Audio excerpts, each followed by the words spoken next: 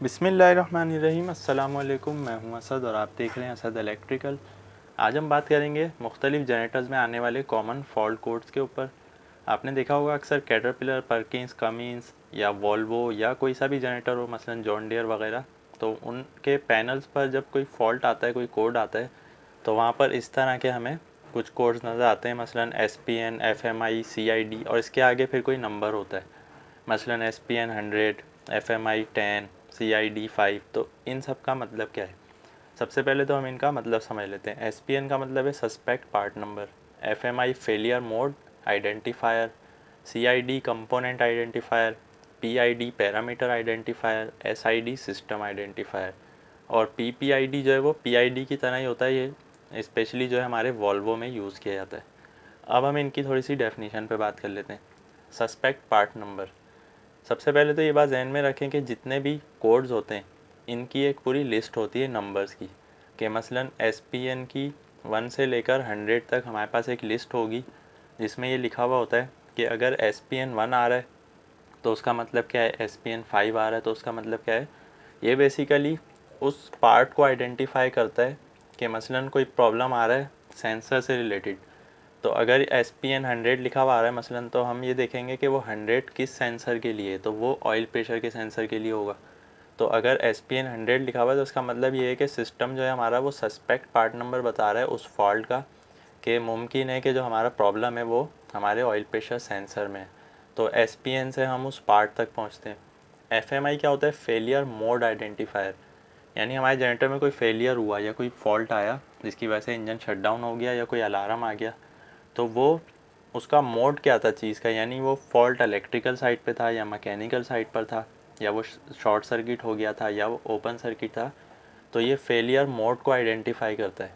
तो इसकी एक अपनी नंबरिंग होती है कि FMI 2 शॉर्ट सर्किट के लिए होगा या FMI 5 जो है वो ओपन सर्किट के लिए होगा। तो इसकी भी हमारे पास पूरी लिस्ट होनी चाहिए। अच्छा, ये बात ध्यान में रखें कि कैटरपिलर के जो SPN, FMI, CID वगैरह होते हैं उस पर तो हम आगे चल के इंशाल्लाह बात करेंगे जब हम EMCP 2 पर वीडियो बनाएंगे। लेकिन अगर आप किसी और जनरेटर पर हैं तो उस जनरेटर की आपके पास फॉल्ट कोड की लिस्ट होनी चाहिए, उसी से आप एक्चुअल फॉल्ट तक पहुंच सकते हैं। CID का मतलब है कंपोनेंट आइडेंटिफायर, यानी ये फेलियर मोड था कि शॉर्ट सर्किट हुआ है, ओपन सर्किट हुआ है, शॉर्ट टू ग्राउंड हुआ है। ये बेसिकली कंपोनेंट को आइडेंटिफाई कर रहा है, यानी कि किस चीज़ में फेलियर आया है। मसलन अगर FMI 5 लिखा हुआ है और CID 10 लिखा हुआ है, तो CID 10 जो लिखा हुआ होगा आगे, अगर उस 10 से मुराद हमारी बैटरी है, तो CID का क्या मतलब होगा, CID 10 का, कि फ़ॉल्ट तो हमारे बैटरी में आया है, तो कंपोनेंट में हमारी बैटरी हो गई। अब बैटरी में क्या प्रॉब्लम आया है वो हम FMI में चेक करते हैं कि उसका मोड क्या था, क्या बैटरी शॉर्ट हो गई थी, क्या बैटरी का टर्मिनल जो है वो ओपन था। तो कंपोनेंट को CID से आइडेंटिफाई किया जाएगा, जब भी इसको कंपोनेंट आइडेंटिफायर कह रहे हैं। और FMI से जो है वो फेलियर का मोड आइडेंटिफाई किया जाएगा कि वो फेलियर जो था वो हुआ किस सूरत में था।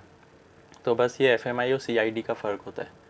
अच्छा, PID भी मिलता जुलता ही है इससे, ये पैरामीटर आइडेंटिफायर है, यानी कि ये PID और CID आप एक ही समझ लें, लेकिन इसमें फ़र्क सिर्फ ये है कि CID जो है वो कैटरपिलर में यूज़ किया जाता है, PID नॉर्मली जो है वो हमारे वॉल्वो के जनरेटर्स में यूज़ होता है। इसके बाद है SID सिस्टम आइडेंटिफायर।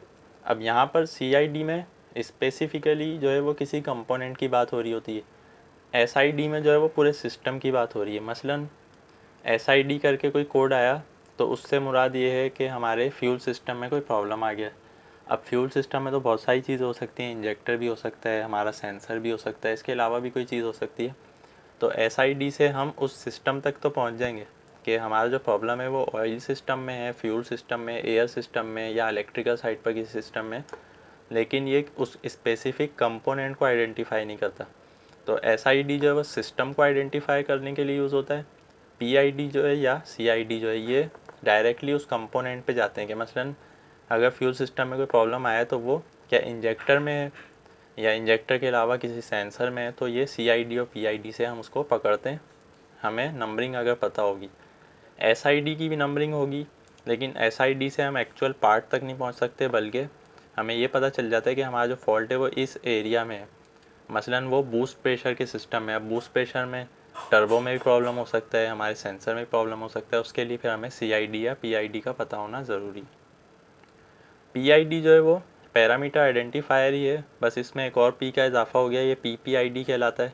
तो ये वॉल्वो का एक स्पेसिफिक कोड है। तो जहाँ पर भी PPID होगा वो हमें पता होगा कि वो वॉल्वो में यूज़ हो रहा है। जहाँ PID होगा ये हमारे दूसरे इंजन में भी यूज़ होता है। SID वगैरह तो ये जॉन डियर में भी यूज़ होते हैं, हमारे वॉल्वो में भी यूज़ होते हैं।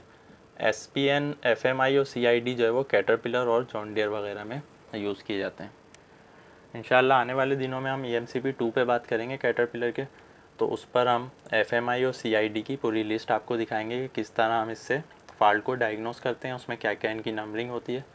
आज की वीडियो पसंद आने की सूरत में लाइक करें, और कोई भी आपका क्वेश्चन या कन्फ्यूजन है आप कमेंट में पूछ सकते हैं। आज के लिए इतना ही, नेक्स्ट वीडियो तक के लिए इजाज़त दीजिए। अल्लाह हाफिज़।